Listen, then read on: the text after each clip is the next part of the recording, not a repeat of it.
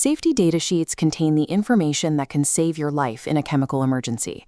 Most workers have never been shown how to read one. Here's every section explained so you know exactly what to look for when seconds count. This video is for educational purposes only and is not a substitute for formal training or legal advice. A safety data sheet, or SDS, is a standardized 16-section document.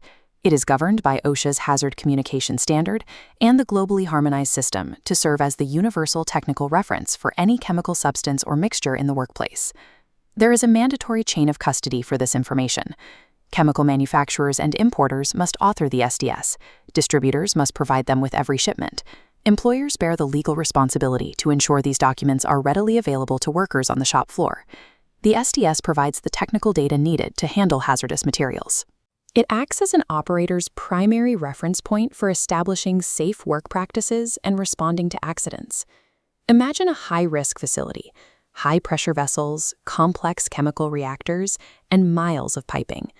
In this environment, identifying a specific hazard quickly is a requirement for survival.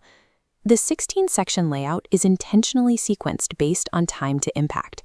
Information needed to address immediate life safety threats appears first, followed by technical data for sustained operations and long-term environmental management. These 16 sections group into operational phases. Sections 1 to 3 address the immediate crisis.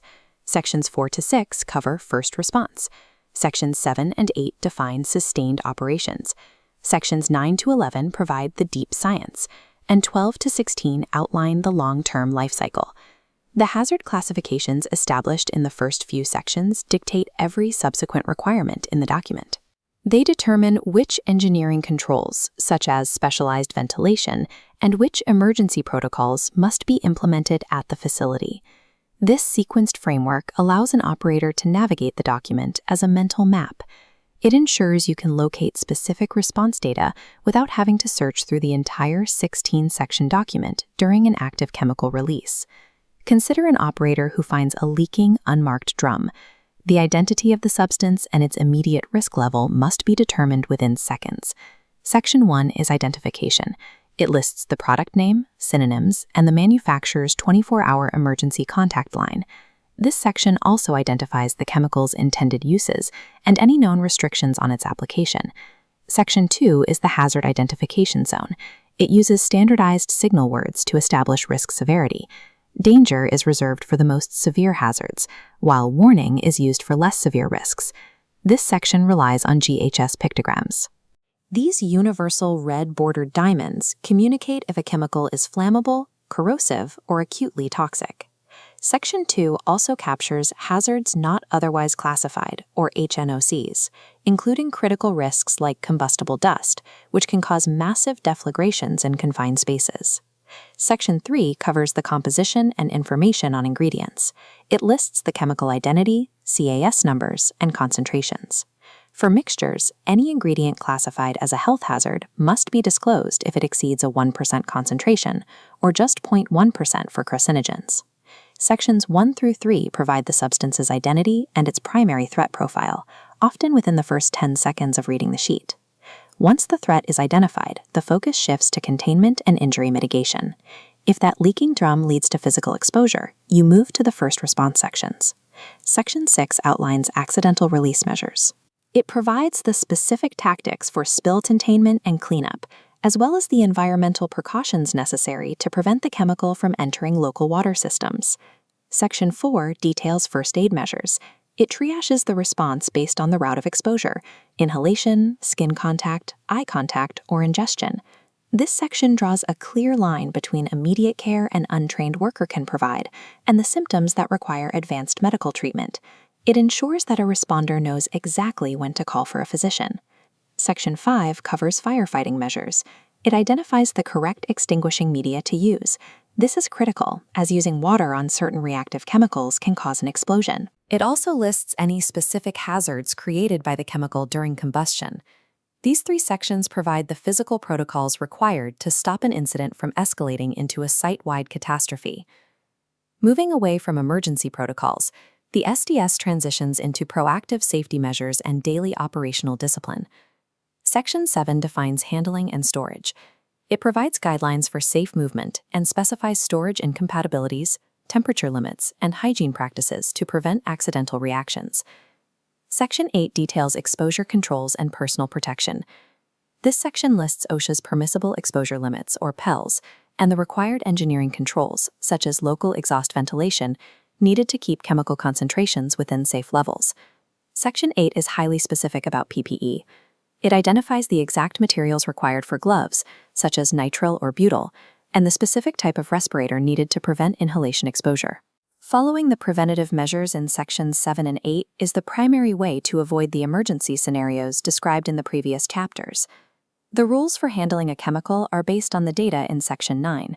This section lists physical and chemical properties, including pH, boiling points, and vapor pressure. Section 9 provides the data needed to manage the fire triangle.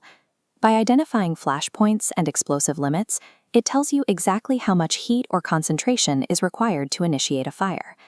For solid materials, this section helps define the risks shown in the dust cloud explosion pentagon. It explains how particle size and confinement can turn a combustible powder into an explosive threat. Section 10 covers stability and reactivity, listing conditions that lead to hazardous decomposition. Section 11 provides toxicological information, detailing both acute and chronic health effects, from simple irritation to carcinogenic potential. Sections 9 through 11 represent the underlying physical and biological laws that govern the chemical.